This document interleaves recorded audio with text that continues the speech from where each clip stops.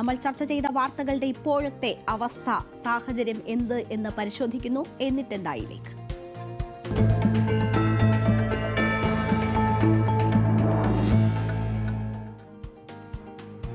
തിരുവനന്തപുരത്തെ വിളപ്പിൽ ശാല എന്ന ഒരു സ്ഥലം, ആ പേര് കേരളത്തിൽ ആരും മറക്കില്ല. കാരണം വിളപ്പിൽ ശാല എന്ന് കേട്ടാൽ മൂക്ക് പൊത്തുന്ന ഒരു കാലമുണ്ടായിരുന്നു തിരുവനന്തപുരത്തുകാർക്ക്.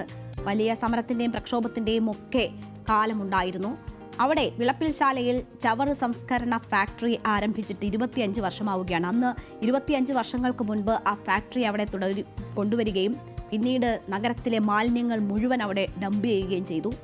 വലിയ വലിയ പ്രതിഷേധങ്ങൾക്കാണ് ആ സ്ഥലം പിന്നീട് വേദിയായത്. ഏതാണ്ട് ഒരു പതിറ്റാണ്ടോളം നീണ്ട സമരത്തിനൊടുവിൽ ആ ജനങ്ങൾക്ക് മുന്നിൽ സർക്കാരിന് മുട്ടുമടക്കേണ്ടി വന്ന സാഹചര്യമാണ്. എന്താണിപ്പോൾ വിളപ്പിൽ ശാലയിൽ ഉള്ളത്? വിളപ്പിൽ ശാലയിലെ ജനങ്ങളുടെ ജീവിതം ഇപ്പോൾ എങ്ങനെയാണ്? അന്വേഷിക്കുന്നു വി അരുൺ റിപ്പോർട്ടിലേക്ക്.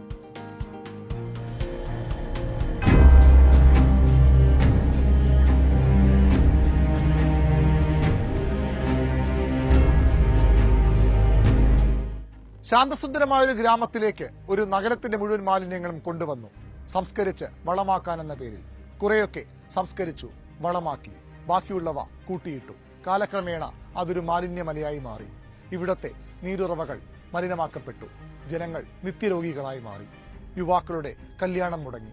ഭൂമിയുടെ വിലയിടിഞ്ഞു. പലരും വീട് വിറ്റും വിൽക്കാതെയുമൊക്കെ നാട് വിട്ടുപോയി. അങ്ങനെ ഒരു നാടിന്റെ മുഴുവൻ ശാപമായി മാറിയ, ദുസ്വപ്നമായി മാറിയ വിളപ്പിൽ ശാല ചവർ ഫാക്ടറി.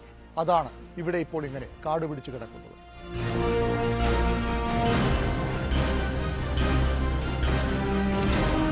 പൂക്കൃഷി തുടങ്ങാനെന്ന പേരിൽ തിരുവനന്തപുരം നഗരസഭ വാങ്ങിയ ഭൂമി നാട്ടുകാരുടെ ഉറക്കം കെടുത്തി പതിയെ പതിയെ മാലിന്യ ലോറികൾ ഓരോന്നായി ഗ്രാമത്തിലേക്ക് എത്താൻ തുടങ്ങി.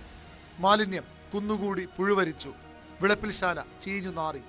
എങ്ങും ഈച്ചശല്യം. കിണറുകളിലും മലിനജലം. ത്വക്ക് രോഗം മുതൽ ക്യാൻസർ വരെ. അതുവരെ അനുഭവിച്ചിട്ടില്ലാത്ത ദുരിതത്തിലേക്ക് ഒരു ഗ്രാമം എടുത്തെറിയപ്പെടുകയായിരുന്നു.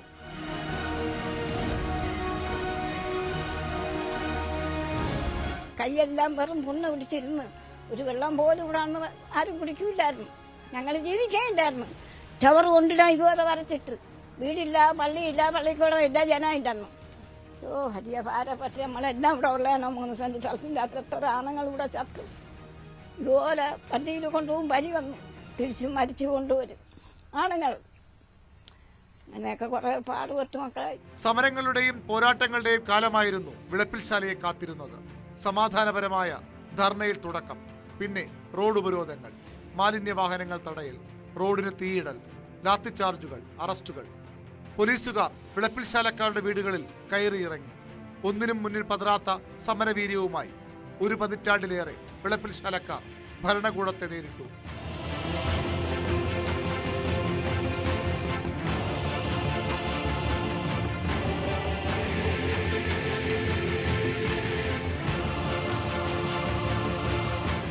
ഭയങ്കര സമരങ്ങളായിരുന്നു. ഇവിടെ ഒത്തിരി പേരെ പോലീസ് പിടിച്ചുകൊണ്ട് പോകാനൊക്കെ, പാർട്ടിക്കാരെയൊക്കെ അതിനൊക്കെ ഉള്ള അവസരങ്ങൾ പൊതുജനങ്ങളെ പിടിച്ചുകൊണ്ടുപോയി. ഒത്തിരി പേരെയൊക്കെ പിടിച്ചുകൊണ്ടുപോയി. പിന്നെ എന്തായാലും മുറുകാൻ എന്ന് പറഞ്ഞാൽ അവരുടെയൊക്കെ വലിയ ഒരു സഹകരണമാണ് ഇതിൽ. അവർ തന്നെയാണ് സാർ ഇതിന് എല്ലാത്തിനും നമ്മളെ കൂടുതൽ ഒത്തുകൂടിക്കാനും എല്ലാത്തിനും സഹകരിച്ച് അവരെയാണ്. എന്തെന്ന് പറഞ്ഞാൽ അവരെ തന്നെ നമ്മൾ ഓർക്കണം. ഒടുവിൽ അന്നാട്ടുകാരുടെ പോരാട്ടത്തിനു മുന്നിൽ സർക്കാരും നഗരസഭയും കീഴടങ്ങി. വിളപ്പിൽ ശാലയിലെ ചവർ സംസ്കരണ ഫാക്ടറി എന്നേക്കുമായി പൂട്ടി. നാടെമ്പാടുമുള്ള ജനകീയ സമരങ്ങൾക്കുള്ള ഊർജമായി, മാതൃകയായി വിളപ്പിൽ ശാല സമരം മാറി.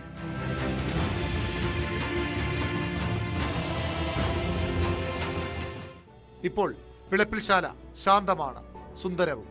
മാലിന്യമല നിന്നിരുന്ന സ്ഥലത്ത് പുതിയ പദ്ധതികൾ സർക്കാർ ആലോചിക്കുകയാണ്.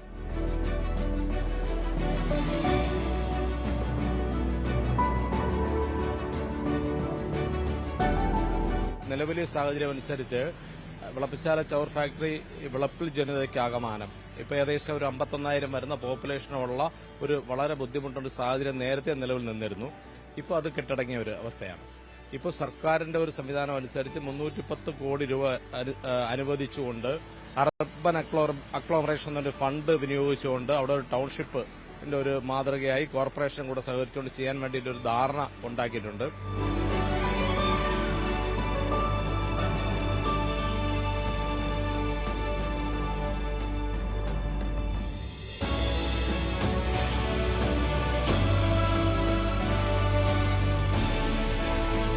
10 വർഷത്തോളം നീണ്ടുനിന്ന സമരങ്ങൾ, നിയമ പോരാട്ടങ്ങൾ, സംഘർഷങ്ങൾ, ഒടുവിൽ ഒരു നാടിന്റെ മുഴുവൻ നിശ്ചയദാർഢ്യത്തിന് മുന്നിൽ സർക്കാർ കീഴടങ്ങുകയായിരുന്നു. വിളപ്പിൽശാല ചവർ ഫാക്ടറി എന്നേക്കുമായി പ്രവർത്തനം അവസാനിപ്പിച്ചു.